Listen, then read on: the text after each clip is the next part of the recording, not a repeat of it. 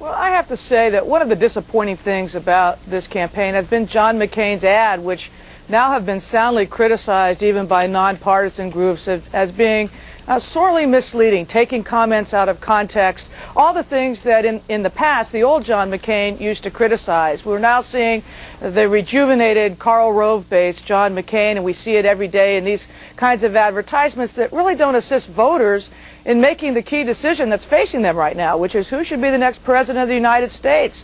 A man who is standing with Bush 90+% of the time, who has not supported in 26 years in the Senate equal pay and other issues affecting women.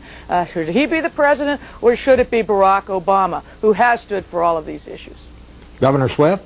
Well, first of all, let me just say that I think that the Democrats and many folks are just outraged that John McCain would actually call them on their words that are inappropriate about Sarah Palin. And we do need to step up and say, listen, when you say things that have nothing to do with her position on issues and with her record as governor of Alaska, we are going to call you on it. And if that's painful, then we're sorry. But I do think that the point is we are trying to determine whether or not we are going to elect John McCain and Sarah Palin, proven ability to change Washington, to bring reform to Washington, or are we going to elect Barack Obama, who on the bill that we're talking about sides with the trial lawyers, one of the most powerful special interests in Washington. On the bill that we're talking about, Governor, on the bill that we're talking about, John McCain was the deciding vote to defeat the bill in the Senate, and Barack Obama voted for it. Which is probably why the trial lawyers are giving more money to Barack Obama. When it comes to who is for equal pay and proved it and who's against it,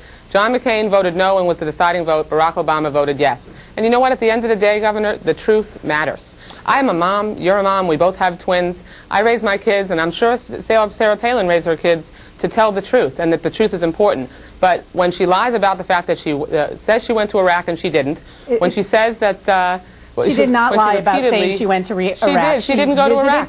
She went to Ireland. She went to Ireland for a refueling stop. The general in charge did not go to Iraq, they went to Kuwait and they went across the border. They went into Iraq but they didn't. to visit They troops. were not in Iraq. That's what the general says. She's outside of North America.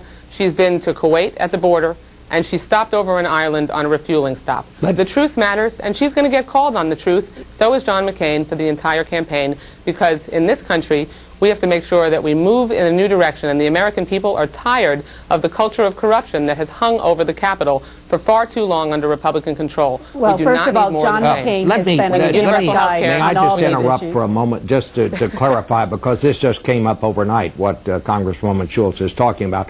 Last night, the Obama campaign put out a report that says that Sarah Palin did not go to Iraq, as she has stated, to visit the Alaskan National Guard troops, but that she stopped at a border crossing with Kuwait, and that she did not get more than a quarter of a mile inside Iraq. So that is the charge. You're saying, Governor Swift, that that's overblown? I think it is overblown. The truth is she went to Kuwait to visit the troops who were going to be fighting in Iraq. She was accompanied by a general who will say they traveled into Iraq, and if it has been misreported, but to say that she is lying, and all due respect to Congresswoman Schultz, is just not appropriate. She is not lying. They say she went to Iraq, and she didn't go to Iraq. She was in Iraq. The general will tell you that they traveled into Iraq. No, what the general said is that she never ventured beyond the border crossing. Okay. That's what they said. All right, I'm just going to call time here and let people make up their own minds on this.